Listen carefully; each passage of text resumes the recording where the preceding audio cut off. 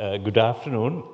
I've been asked to introduce the new State of State Enterprises report for 2022 and the launch of a new web platform, soe.lk, that gives a lot of information on the SOEs that Advocata has collected.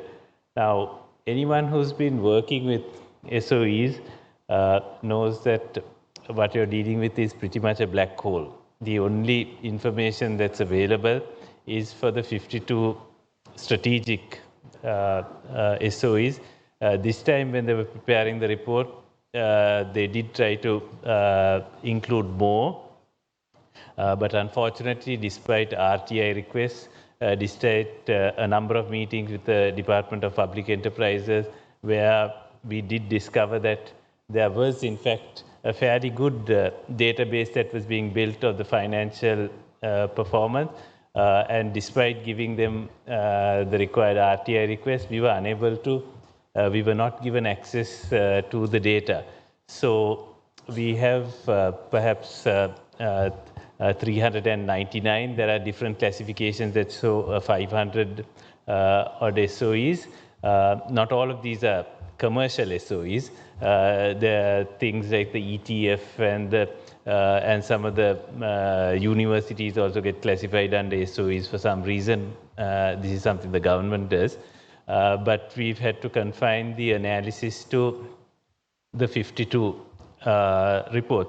So what this website will do is it hopes to disseminate and democratize some of the information that's available to make it accessible to the general public, to journalists, and to any others who are interested in doing some further analysis.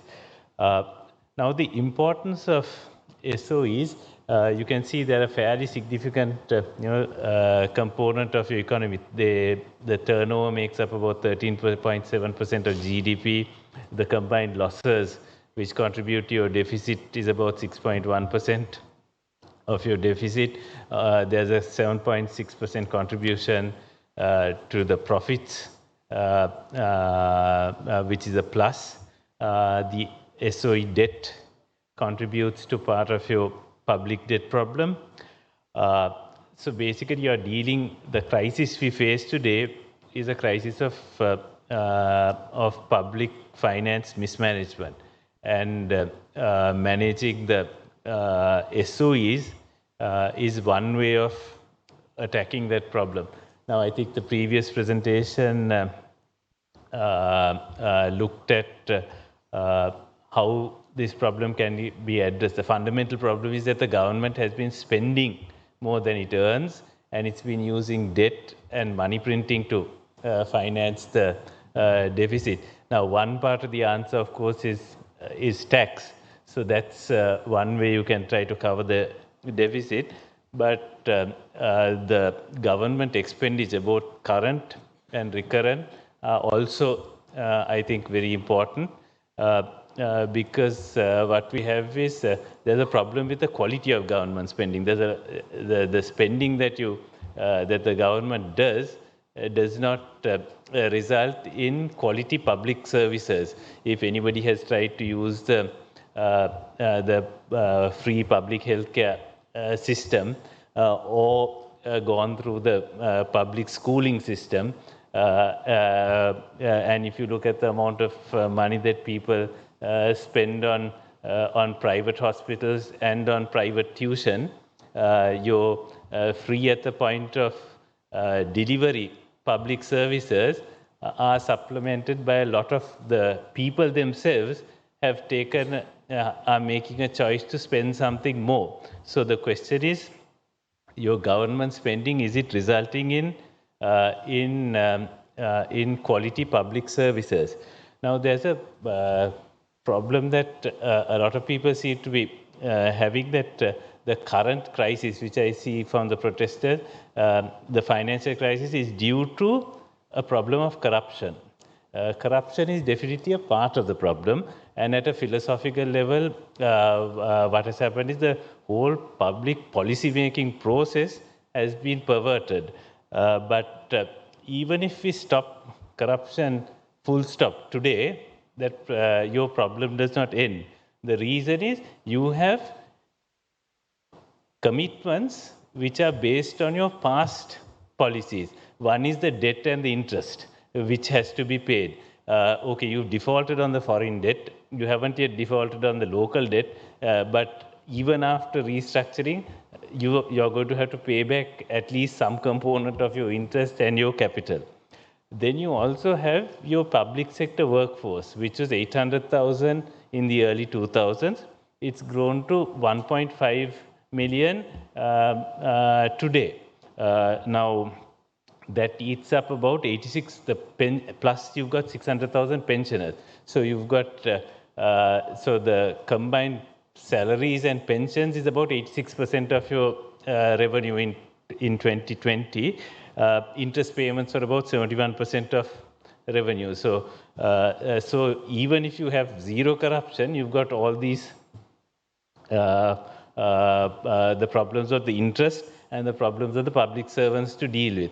Now, you can work on these problems. The government is trying to work on the debt, but that alone is not going to help, because these are the solutions to a problem of overstaffing in the public service, which has been done purely for electoral purposes. The way you win election is give jobs, right? So this is why it has been a popular thing over the last 20 years.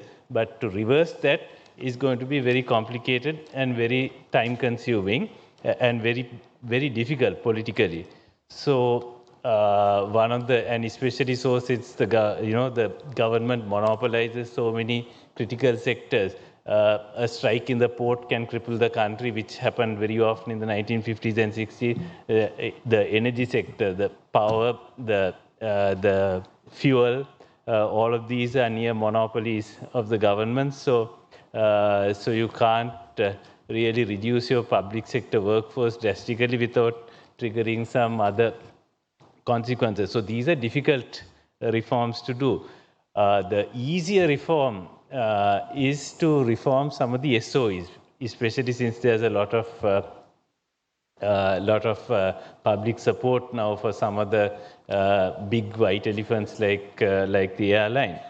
Now, what this report tries to do is it tries to bring some measures of performance, both financial and non-financial. It gives you a scorecard which ranks the 52 SOEs on the basis of how transparent and how informative they are.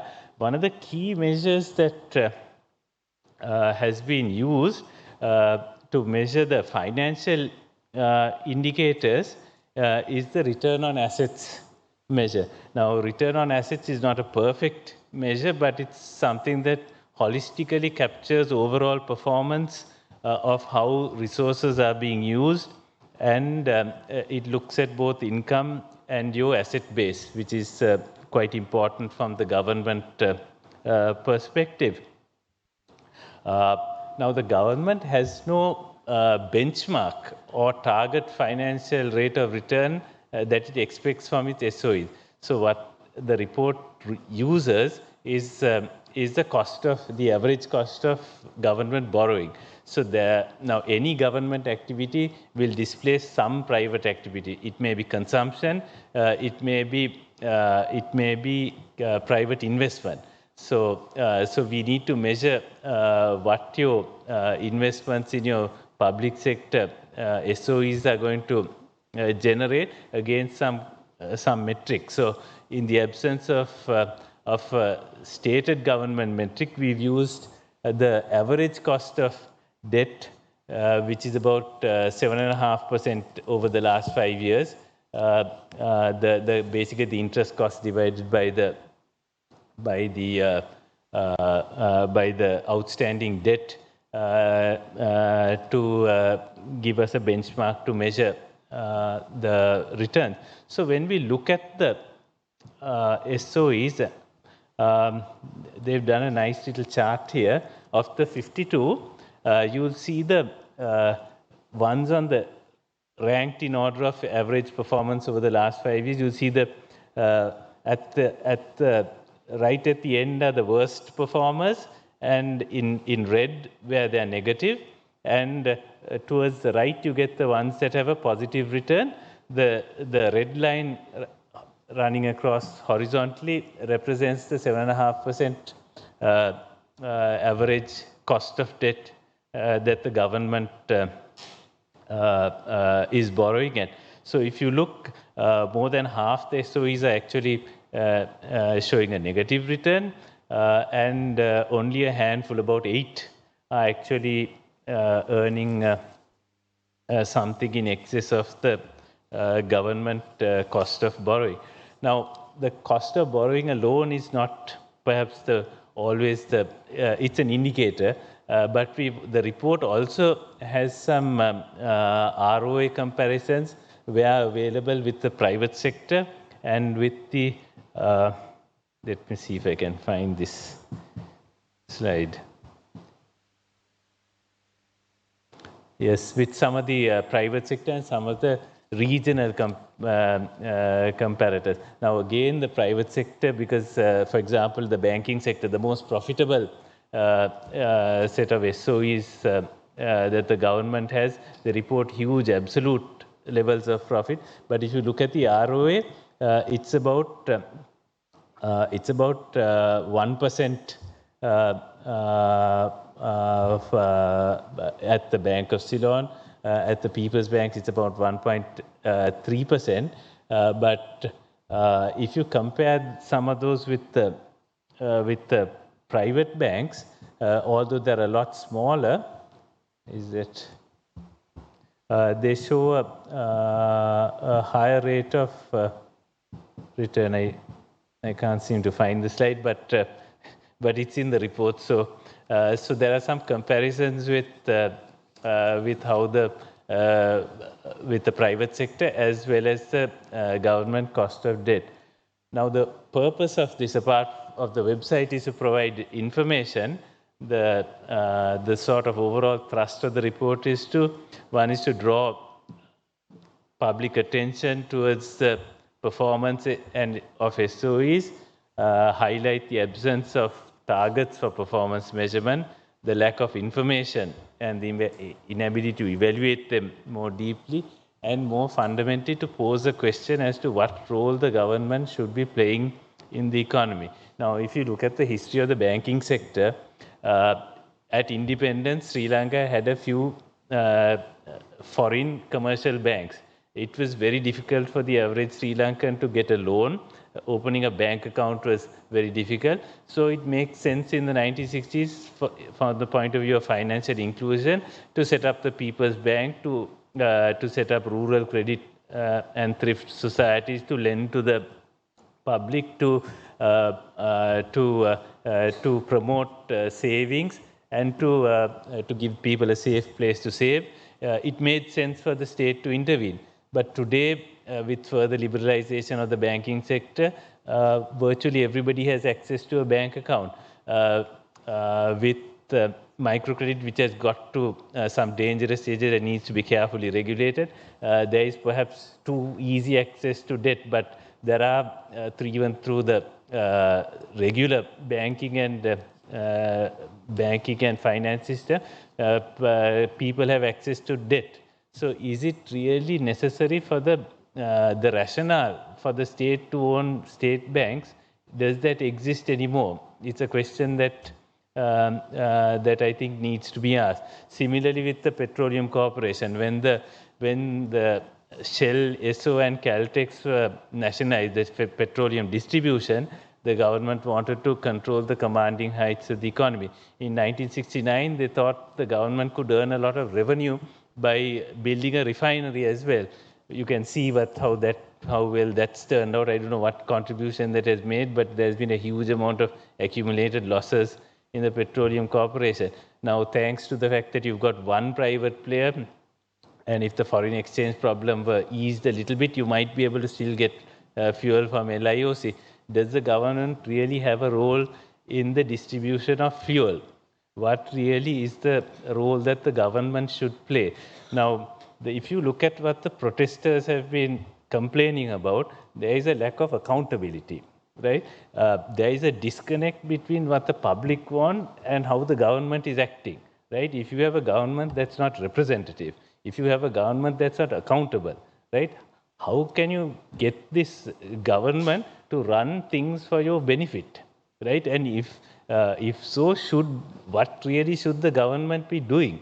So there are some fairly fundamental questions that you can ask based on and I think which should be asked, and we hope the report and the website will help the public to ask some of the hard questions from the politicians. Thank you.